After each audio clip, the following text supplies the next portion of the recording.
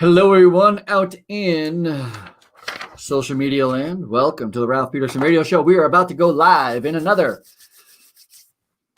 60 seconds, 75 seconds.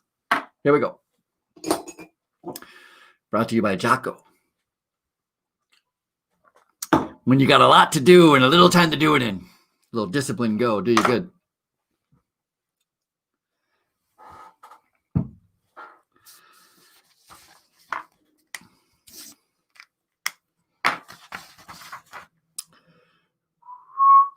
Okay. Are we all good, India? Can you see me? Can you please acknowledge my existence? Please.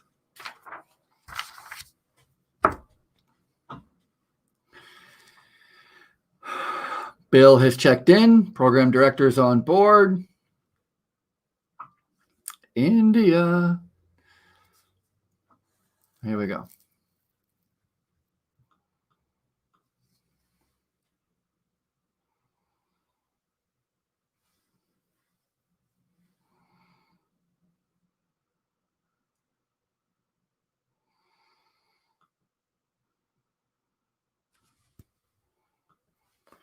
Hello, everyone, and welcome to the Ralph Peterson Radio Show. I am your host, as always, Ralph Peterson. Otherwise, I guess it would be called some other type of show. Wouldn't be. That's how you have a radio show that nobody can take from you. You name it after yourself. That's what you do. We have put together another great show for you, as always. A little programming note right here to begin. The next 60 minutes is going to fly by very quickly. Therefore, in order to get it all in, I'm going to have to talk fast, and you, my friends, are going to have to listen fast. That is just simply how it has to go. So sharpen your pencils, and let's get into it. On today's show, I'm very excited about today's show. I'm so excited about everything. There's not much in my life right now that I'm not excited about. Today's show, we're going to be talking about organizational work processes. Now, listen, before you turn your nose at the subject matter, before you're like, what is he going to talk about? Organizational what? Work? Who? I know it doesn't sound sexy. It's not a glamorous title. But let me assure you, if you are in any type of business, and I mean any type, whether you're the owner, you're the top executive of a company, or you're the lowest employee, trust me when I tell you, having a firm understanding of your organization's work processes, that is how your organization does the things it does, produces the products it produces, provides the service it provides. Having a firm understanding of that is the key to unlocking not only unlocking your business's potential, but it's the key to unlocking your own potential. Trust me when I say the only reason that I am here today talking to you, the only reason why I am a small business owner, the only reason I have any success at all is because I have been exposed to, and I've had some fantastic people who I have worked with and for, and they have exposed me to the process, the business process, the organization's work process, and how we break down every single thing, every job routine, every supply chain, every communication, everything is broken down into these tiny bite-sized pieces, and understanding it trust me, I can't tell you this enough, it will change your life. And again, it doesn't matter if you are the business owner, the top executive, or the lowest employee, understanding your organization's work processes are key. It's so important. But before we get into all of that, let me do a little bit of a housekeeping issues, which I think is always fun to talk about housekeeping issues, being that I am, of course, the housekeeper. A little sip of my coffee this wonderful afternoon. This show is brought to you by IBGR Radio, the International Business Growth Radio. And so we should always start there, start with those who pay us. If you go to ibgr.network, you will find everything you need to know about this radio show and all the programming that is done on the IBGR network. It is a business-led radio station. This is a by business owners, for business owners radio station, not just the Ralph Peterson Radio Show. All the shows on IBGR network are for businesses by business owners. It is the place you want to be. If you want to contact me, you want to talk with me, if you want to be part of the show, if you have a question, I have gotten some doozies of questions lately about operations and about how people are making decisions. And it's just got my head spinning. There are so many things in so many ways that looking at business and looking at problems and looking at ways to solve them. It's so challenging and interesting and rewarding. If you want to be part of this show, you can be. There's a few different ways to do so. You can go to ibgr.network. There is a question mark at the bottom right hand of the screen. You can click on that and you can see that you can send me a note. You can reach out to us in any way you want to. Also, we are streaming live on Facebook, on Twitter, and YouTube right now. Not only are we streaming live on Ralph Peterson, on my social media pages, which if you are trying to find my social media pages, the best thing to do is to go to ralphpeterson.com after you take a few minutes of staring at my face, because that's the first thing you look at. It's very disconcerting. Why are we looking at him? Because it's all about me. Then let's be serious, okay? You don't have a website called Ralph Peterson, a radio show called Ralph Peterson, a business called Ralph Peterson without having a little bit of, what is that called when you're full of yourself? Whatever that is, that's what I have a touch of. Anyway, go to ralphpeterson.com, scroll right past my face. You don't need to see that. All the way at the bottom left-hand corner are my social media buttons, and those are the easiest ways to click on either Twitter, Facebook, or YouTube to find me. And of course, if you're going to YouTube, please subscribe, follow, hit the notification bell if you would like to find out every time we do post something on YouTube, which is quite regularly, especially if you're interested in business, if you're interested in management, if you're interested in trying to get better, if you're interested in winning, then you're going to want to follow as much as you possibly can. Also, IBGR also has its own slew of social media channels. They're on everything as well. They're on LinkedIn, they're on Twitter, they're on Facebook, they're on, you name it, they're on all the social media channels as well. They have a YouTube channel, and we are live across their channels as well. And they may actually be a little easier to find if you just go to IBGR, go to your search bar in your favorite social media channel and go IBGR, and they'll come right up. And me, it's Ralph Peterson 08, it's Ralph R. Peterson, it's Ralph Richard Peterson, because I don't own all my own names. I wish it was easy. I could just go this one name, you'll find me on all of them. But unfortunately, that is not the case. Ralph Peterson is quite a popular name. All right, so that's it. IBGR is the place that you want to be. It's the place to go. IBGR is the number one place to learn and listen all about business growth and development by business owners for business owners. We're broadcasting in more than 150 countries. We are growing like crazy, and we're here to help you grow as well. So let's get into it. First things first, I just received another email, another request from another investor group. It seems that my reputation as someone who knows a thing or two about business is getting out there. And more investment groups are reaching out to me. Here's the thing.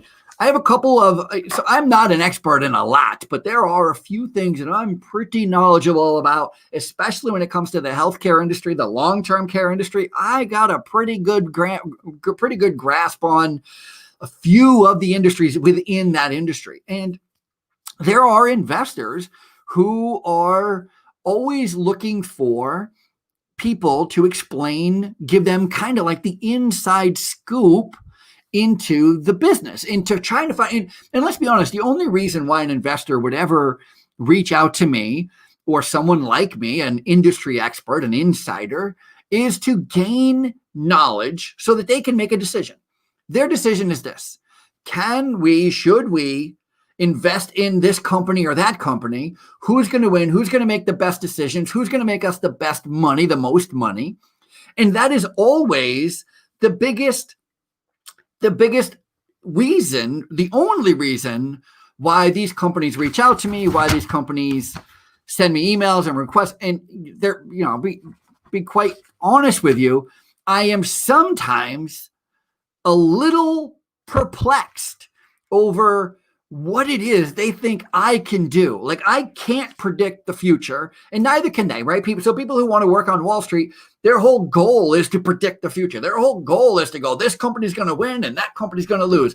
I think it's going to go for more money. I think it's going to go for less money. The problem, the challenge, I'll get rid of the female. The problem or the challenge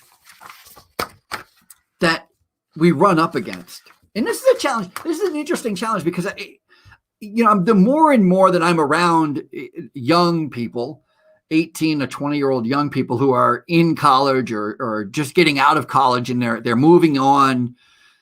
And I live close to New York City. And so everybody is city bound. Every young person I know is city.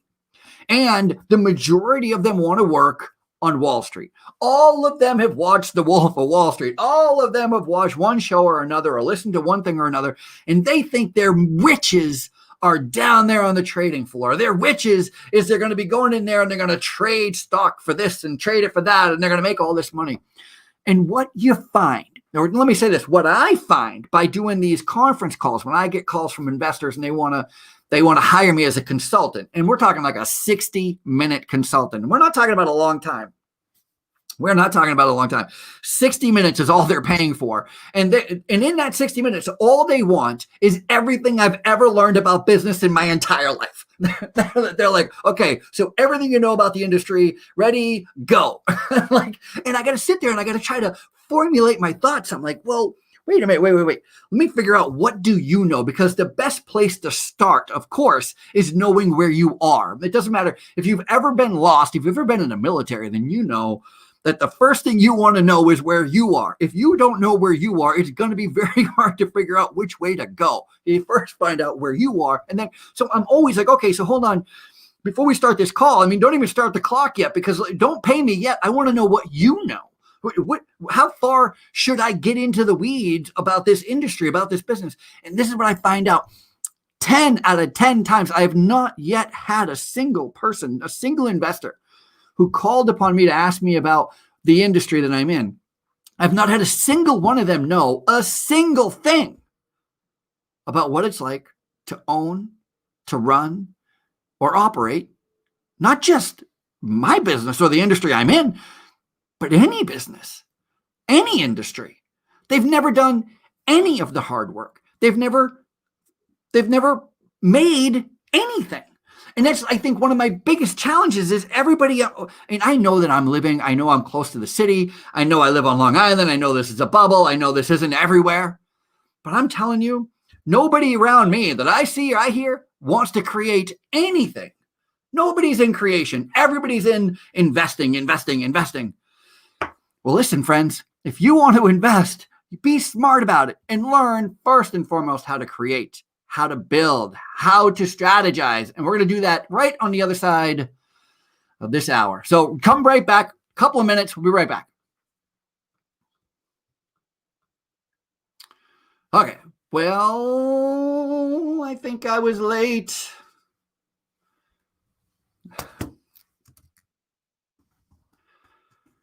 Timing? I don't know. India, we're all good. We're sounding okay. I look all right. All right, good.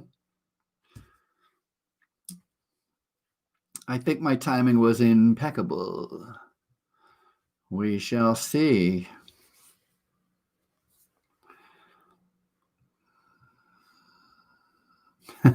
Good.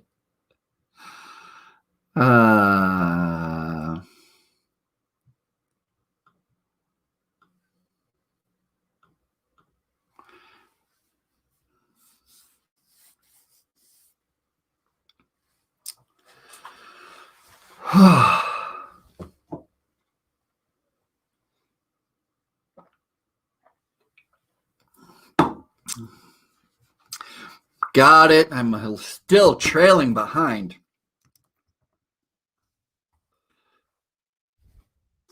Bill wants to know why this radio show isn't about him. So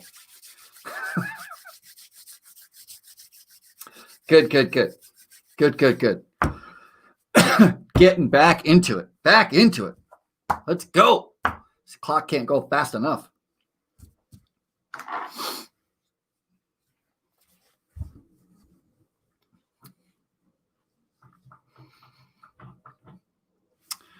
Maybe Jocko Go and coffee. Not the best idea. Not at the same time, friends. Okay.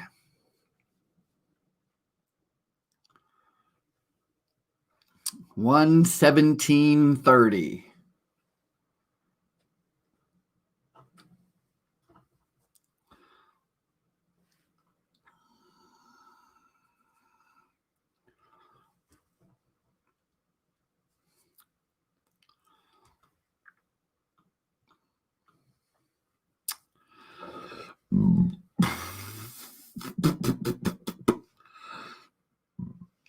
I keep being late. I'm going to start my timer 10 seconds early. What do you think about that? That's what I'll do. Maybe that'll slow me down. You ever have that where you adjust your own clock so you're not late anymore, and then you know that you adjusted your clock so you're still late? That's what I'm going to attempt to do. We'll see how it goes.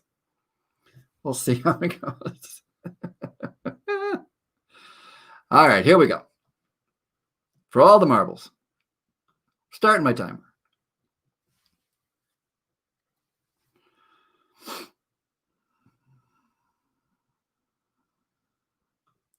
Hello, everyone. Welcome back to the Ralph Peterson Radio Show. If you are just joining us, listen, you've missed a lot, but you haven't missed it all. So welcome. We're on a big roll today. It's a big show today. If you would like to be part of today's show, or if you would like to watch the show instead of just listening to the show, you can do so. We are live on a few social media channels. We are live on Facebook, on Twitter, on YouTube, both at Ralph Peterson and at ibgr.network. IBGR, just go to IBGR on your social media platforms. For Ralph Peterson channels, it's best to go to ralphpeterson.com.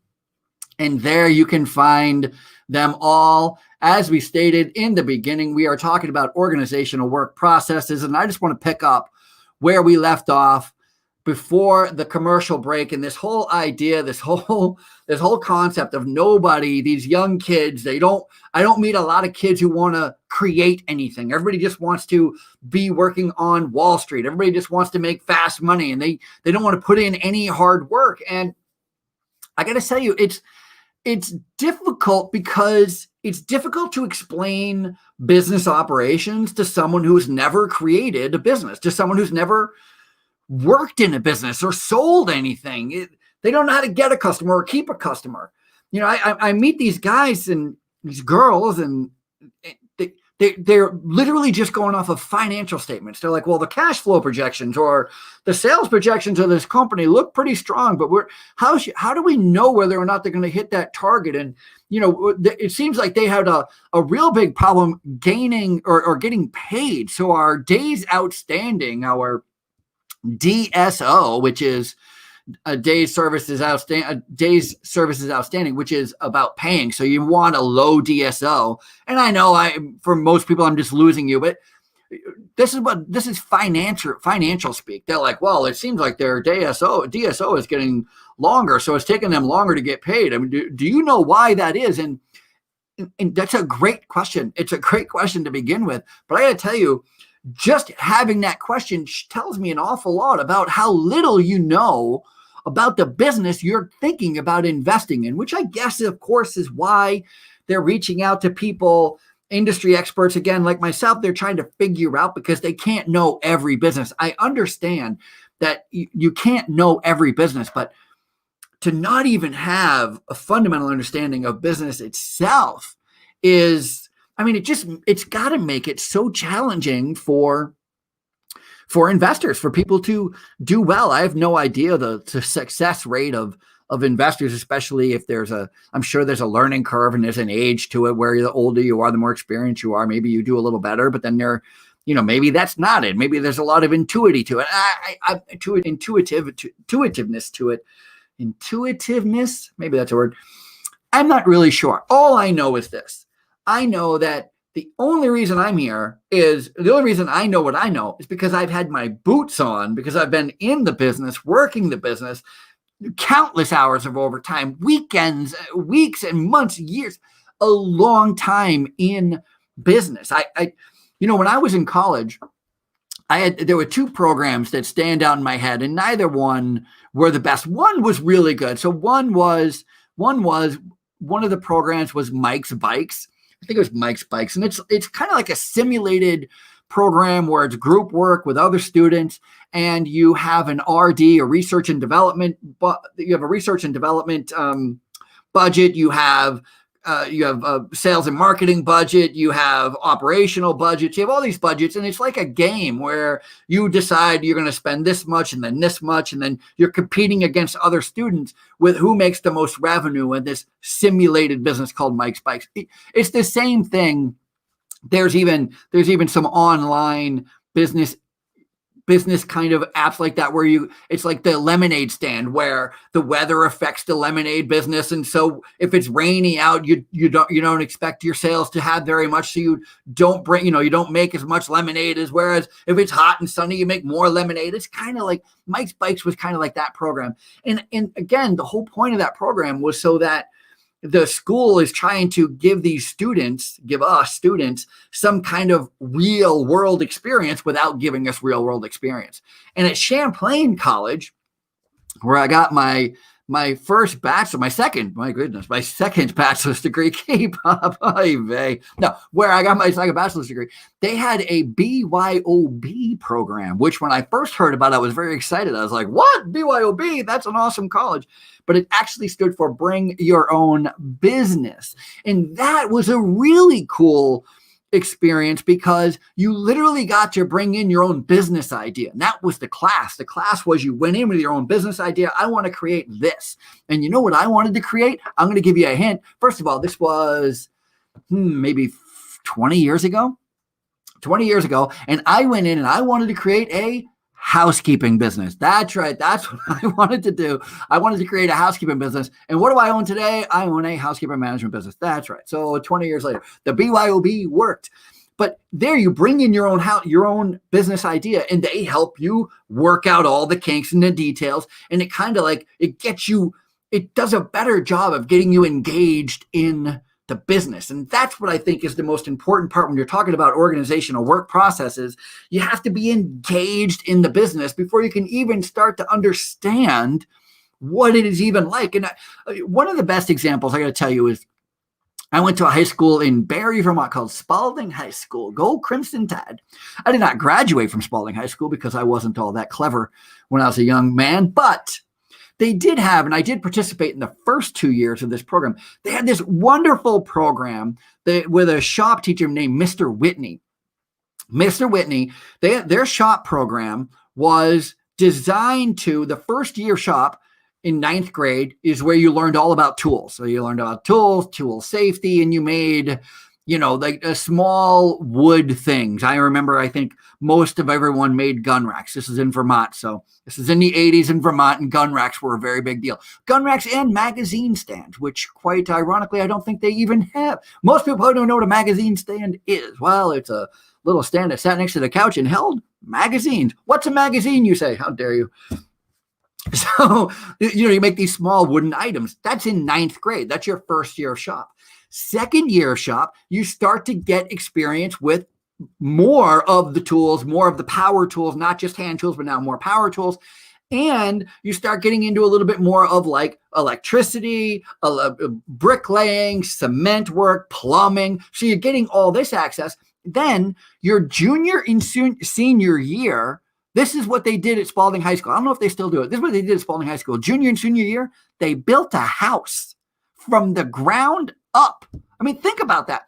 They went from here's a basic, this is what a saw looks like. This is what a hacksaw is. This is what a miter saw is. This is what a skill saw is. This is what a tabletop saw is. All the different tools, all the different power tools, and making your first little, your gun cabinet or your gun holder, all the way up to, this is how you frame a bedroom. This is how you frame a window. This is how you frame a door. This is how you run wires. This is how you run plumbing. This is how you put in a ceiling. This is how you put a roof on. I mean, that hands-on experience enabled all of us in that class to, even to this day, do we fundamentally understand the structure of our own houses. We know what it's like to have nothing here but a foundation. We know what it's like to start building up from the ground up. And that, I think, is what is so necessary if we're talking about business processes and try to how to get them better. This is what you've got to do. You got to get in there. You got to get your hands dirty. You got to do the work.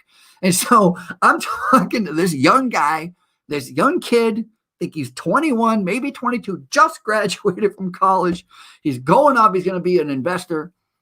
And I say to him, I'm joking with him all the time. And so I'm rubbing him. I'm like, hey, what's the investment tip? Give me a tip. What do you have here? What should I be investing in? And you know what he says? He says, you know what I think?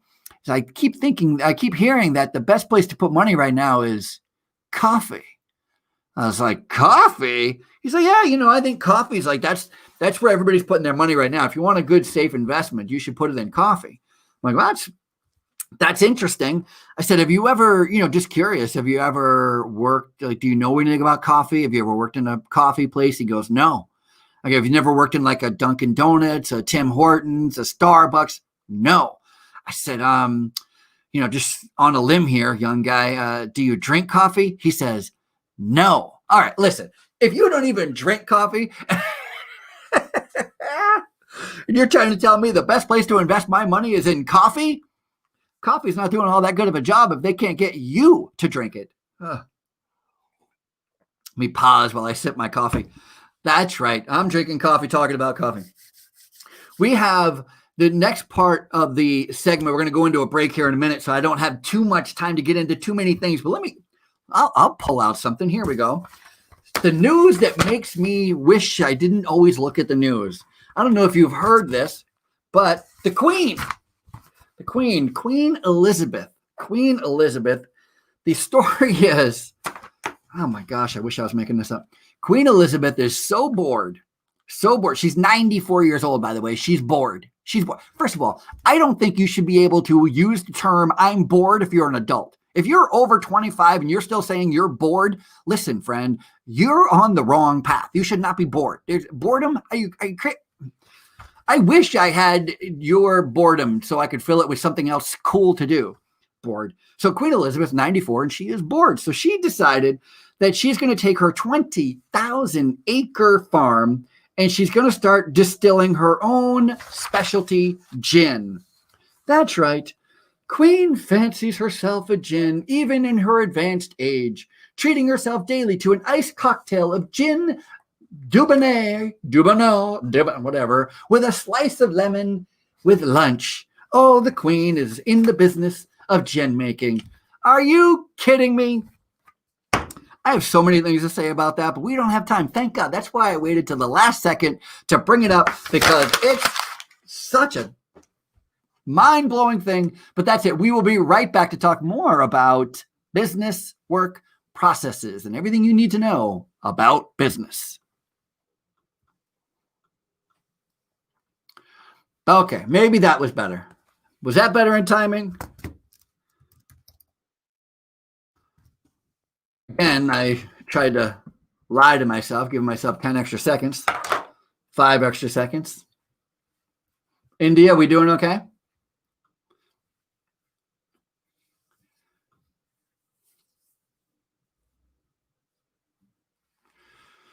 Everybody's good? Everybody's happy? I like that. Good, good, good.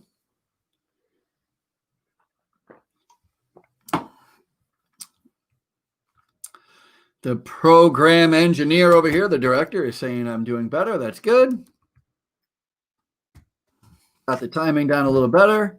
Oh, India's here. She's saying we're all good. Well, fantastic. We're going to talk about, what are we going to talk about next? Oh my God, how to avoid burnout. Anybody interested in that? Mexico has decided to ban subcontractors, which, by the way, is going to become to a city near you in the US of A. I guarantee it. And of course, oh, you know what? We should talk about this. We should talk about Dollar General. Dollar General. That's what we should be talking about. 130, 230. Okay.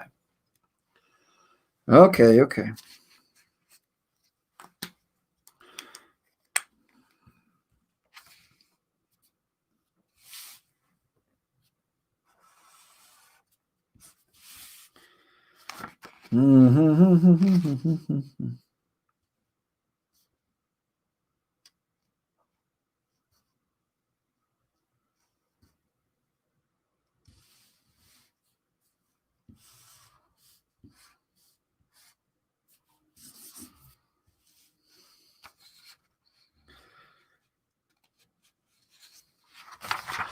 numbers at Dollar General is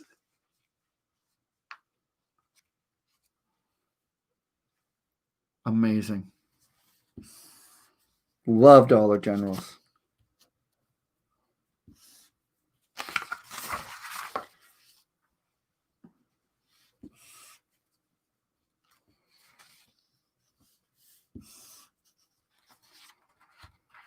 Keeping on my eye on the clock.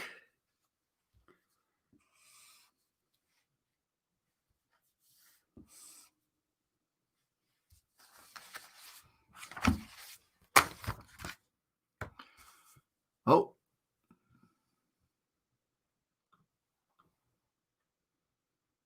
Almost missed it.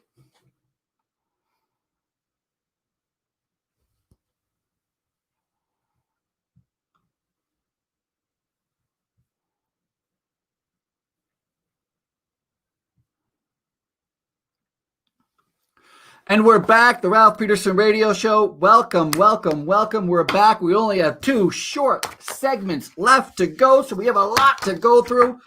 First things first, I haven't brought it up yet, and I don't know why. I need to bring it up. I should be bringing it up every moment I get a chance, and that is we have a brand new book out called The Good Manager, Being Great is Overrated.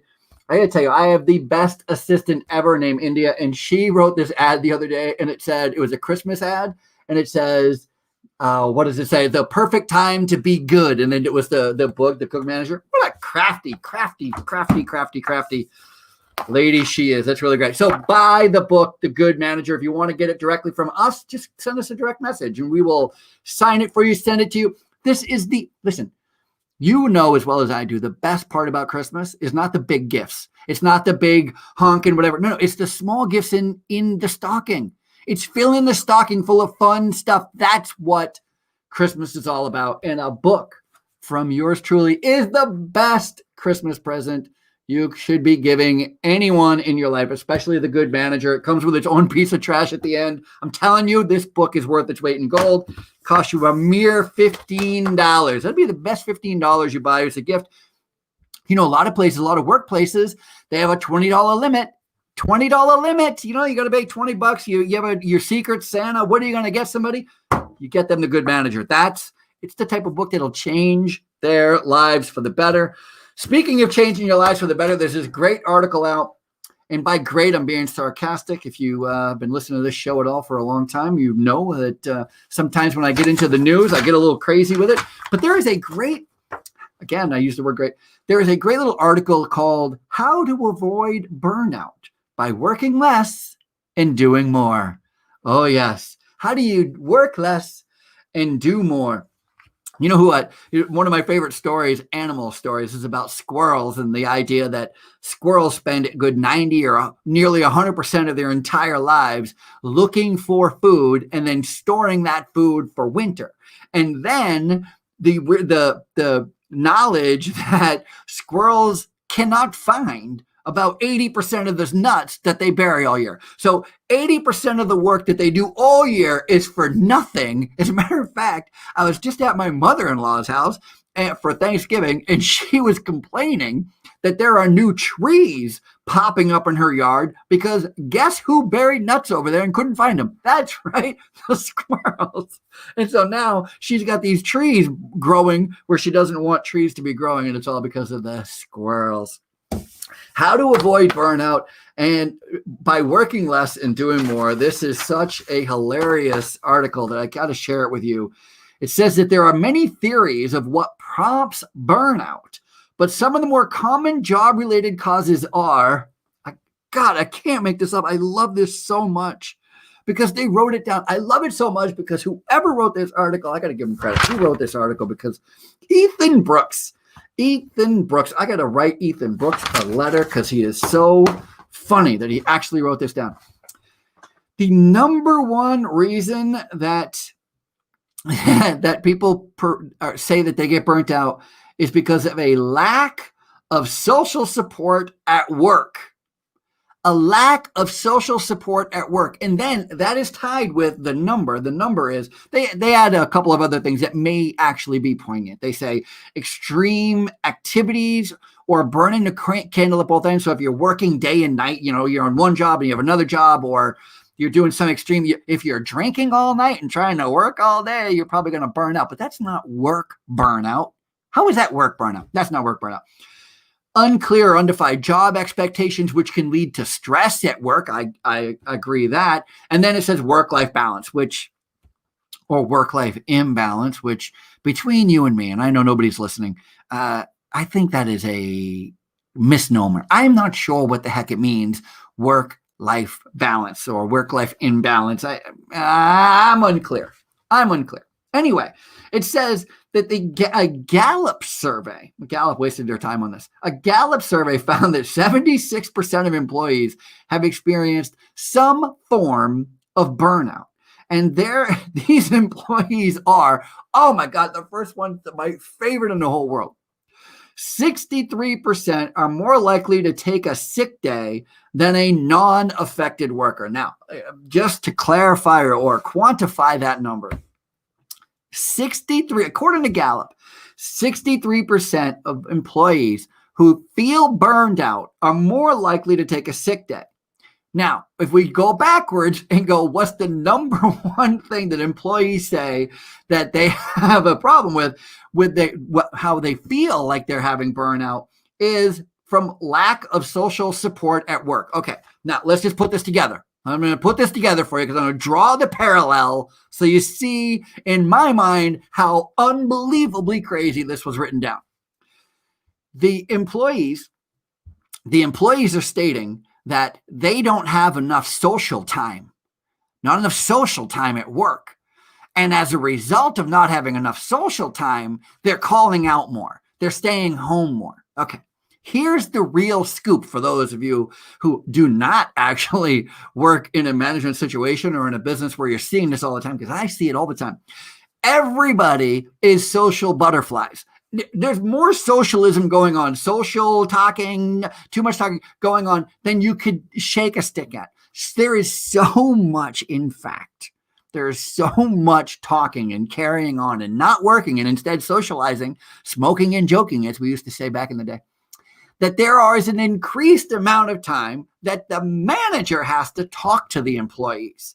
So it's not that the 63% are more likely to call out because they don't feel like because they feel like they're stressed. No, 63% are calling out because they just got reamed out, because they're getting a talking to, because they're getting written up, because all they do is socialize. Again, I didn't write the article. What's his name again? I love this guy. Ethan Brooks wrote the article. So good for you, Ethan.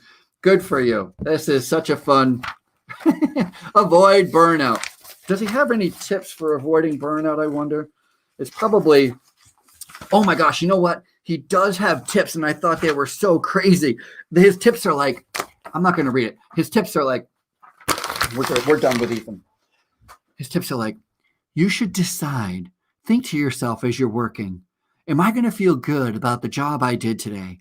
Is the job I'm doing worth anything? Should I still be doing this job or not doing this job? Will this job make me closer to my goals or further away from my goals? And here I'm sitting here going, hey, you know what? We just need to clean the toilets. Could we clean the rooms, please? Can we please take out the trash? Well, I don't know if it's going to make me feel good. So I'm not sure. I think I'm having burnout because there's so many trashes. I have to, give me a break. Not that you can't be burnt out. I get it. You can be burnt out.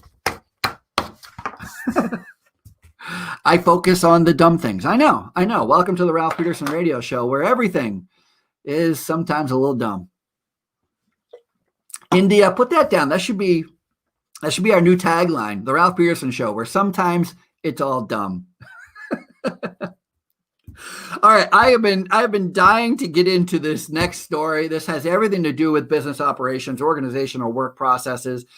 And when we talk about our key work processes, let me just set it up. Let me just kind of get a little bit more focused, a little more insight to what it means to look at your key work processes. First, what is a work process? A work process is really like how it's your day-to-day. It's your, like a work process for me in housekeeping could be the work process of cleaning a room. It could be a work process of stripping and refinishing a floor. It could be a work process of sweeping and mopping floors. It could be a work process of intaking a resident. It could, or into a nursing home. It could be the process, your work process of how do you, when somebody shows up at your garage and they need an oil change, what is your work process? Step 1, step 2, step 3, you bring them in, you ask them what's wrong, you ask what kind of oil, you put them on the lift, you schedule them, you have the timing, you get them up, you have the tools, you take it, you drain it, you empty it. All of those are work processes. And so there's a lot of things you have to ask yourself, like, what are your key requirements for your work processes? And that could be, your key requirements could be staffing, it could be product, it could be services, it could be some support. And then the crucial part, and this is what I really want to focus on, is two parts. One is initially, when you're talking about work processes, how do you design, manage, and improve your key work processes? And so how do you initially start it? Like, what does it look like? How are you going to get from point A to point B to point C to point D? So how do you design, manage, and improve those key work processes?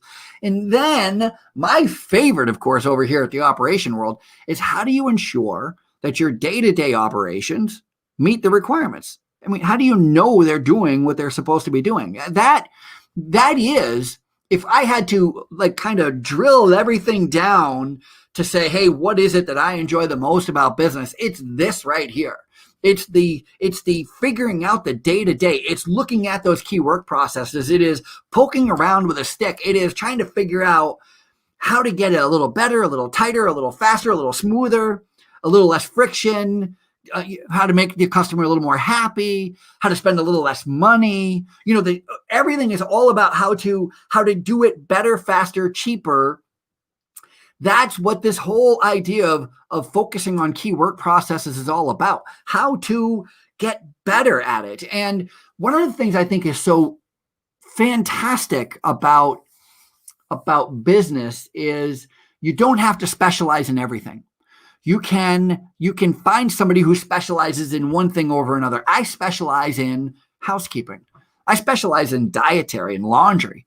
I focus all my energy on that. I don't focus on long-term care, although that's the industry I work in. There are other people who focus extremely well on rehab, on nursing services, on O2, on maintenance, on you name all the different key work processes that make up our industry.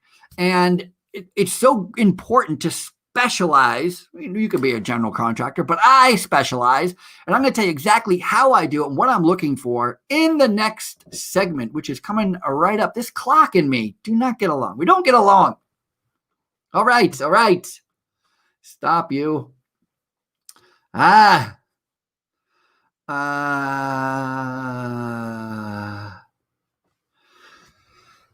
True. True. Okay. Mexico is banning subcontracting and Dollar General. That's what's coming up in this next, our last segment of the day. Till next week.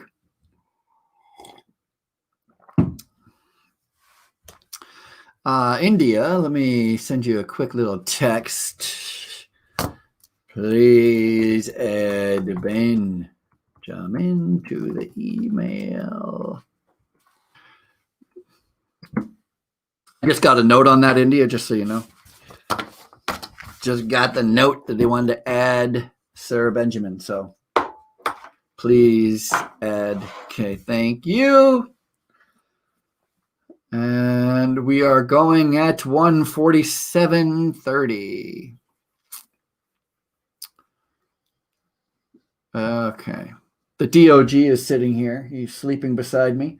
I'm always nervous about having the dog in here with me because usually halfway through my radio show, he wants to leave. And he's never quiet about it. He never just like, I'm just going to get up and leave. No, he's always scratching the door. Tend to bark sometimes.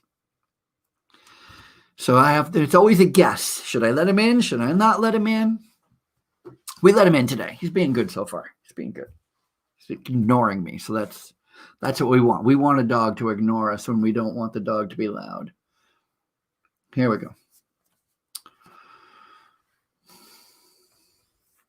No, India. No, only one.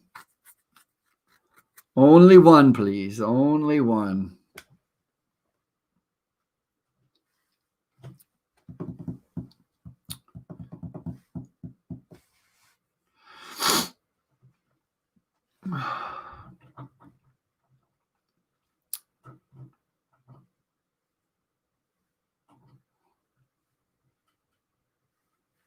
Thank you, India. I know it's weird. I had a friend reach out to me and they said, it's fun watching you do the radio show live on Facebook, but then you're always talking to other people I can't see. I know. I have India over here. I have the program director over here, and they're texting. So we're in different text box and chatting. So that's why you can't see them. But they can hear. They can hear me, but you can't see it. So that's why I'm half texting them, half talking to them. That's how it goes. That's funny. All right, here we go. Last segment of the hour. Starting my timer 10 seconds early so I don't get in trouble with what they call a clock. Here we go. Hello, everyone, and welcome back to the Ralph Peterson Radio Show, the fastest hour you're going to spend all week. It seems it's certainly the fastest hour I spend all week. We're here talking all things operations, work processes, business management, everything that's interesting to me, because I know what's interesting to me is also interesting to you. So let me do the heavy lifting. You just sit back and listen. There are two things I want to talk about while we close up the show here. One is about Mexico and Mexico's president. What is his name? What's the president's name? He's got like 4 names. I don't know if you can trust somebody with 4 names. Mexican President Andres Manuel Lopez Obrador. Yeah. So he's got 4 names. The Mexican president, he's got a bill before their house. He's trying to ban subcontracting. I want you to think about that for a second. He wants to ban subcontracting in Mexico. It's quite an interesting story. And the reason why I even bring it up is because years ago, I remember I was listening to a radio show where a guy was talking in Vermont. This was in Vermont, so a number of years ago, maybe 20 years ago. And there was a guy talking. Vermont was considering making a mandatory sick days, giving mandatory sick days to employees in Vermont. And the idea was that it shouldn't matter the size of the organization. Every employee should get a certain number of sick days paid for by the employer. And there was a guy who called into the radio show, and he was a business owner, and he was pro this idea of sick days to employees, no matter the size of the company. But he made such an interesting statement. He said, because I'm not for it, by the way, I should tell you right now, I'm a business owner of 2 employees, and there's no way I can afford sick days. I can barely afford payroll now. It's crazy. I mean, we're only 3 people. How much revenue could we possibly be making, right? We're growing, but we're not there. If you made me pay for all sick days and all that stuff, you would really hamstring my ability to produce anything. So this guy says that when he first started his company, he really struggled because he could not afford to give people sick days. He couldn't afford to give benefit time like he can now, because now it's 5-10 years later, and his business has grown by leaps and bounds. And now he's got this great employee benefit package that he only dreamed of being able to give when he first started up, but couldn't give it. At the same time, he's saying he's pro. He thinks the Vermont governor should enact this labor law that forces small companies to pay these extraordinary expenses for benefit time. And it was such a contradiction because in my head, as I'm listening to this guy, I'm thinking, first of all, all you're doing by making me spend more money in the beginning of my business is slowing down my ability to grow my business. You may not stop me from growing, but you're slowing down. What might take me a year, well, I can't shake this. What might have taken me a year to grow might take me a year and a half or 2 years because now I have unnecessary expenses. It's the same thing with taxes. Every time you raise taxes on businesses, especially brand new businesses, young businesses like mine, small businesses, you're taking away my ability to grow. And so you're limiting my ability to ever be able to provide the kind of employee benefits to my staff in the long term because you're hamstringing my ability to grow in the short term. That being said, the president of Mexico wants to stop subcontracting for the very same reason. He says that in Mexico, the problem in Mexico is that too many companies use specialized industries. So in other words, a hotel uses a housekeeping company to provide the housekeeping services rather than hire their own housekeepers. Because the hotel, in my mind, the hotel is in the hotel business. They're in the wonderful experience business. They're in the getaway business. They're in, that's the business. They're not in the housekeeping business. Sure, they need housekeeping. I mean, could you imagine a shop that's in the housekeeping business? A shop's not in the housekeeping business. You go to any manufacturing shop, their business isn't housekeeping. They need to have a housekeeper. They need to have somebody go in there and clean the floors and to wipe down machinery and disinfect the bathrooms and all that. But they're not in that. That's not their business. And in fact, I would argue it would make better sense for them to hire somebody that is their business. Well, this guy in Mexico is going to stop that practice of these subcontracting businesses because he believes it is a loophole. It is a loophole making it so that employees don't get these additional benefits because they're not big enough companies. What a short-sighted view of the world. I mean, that's a very limiting, short-sighted view of the world. He is literally saying there cannot be any small industries. You can't begin a business and start from nothing and grow in Mexico. You can now because the law is not passed yet. But if this law passes, you will not be able to start a business with you and your brother, you and your family, you and your cousin in Mexico and grow it to where it can have and do great things. And so you can provide not only for you and your family, but to your employees and their families. You can never go there because he's going to take away that ability because the Mexican president says, if you're not able to afford everything we're talking every benefit under the sun. It's a very liberal country, Mexico is, in the sense that they think that everybody should get, all kinds of the benefits right from day one, regardless of the size of the company. It's just, and you know what drives me the most crazy about it is not just that it's twofold. It's one, it's the whole process behind it, the whole thinking process behind it, which I think is just so to a business owner myself who's trying to grow my company, it's maddening. It's the opposite. It's the opposite of what we would call the American dream, which is fine because this is Mexico.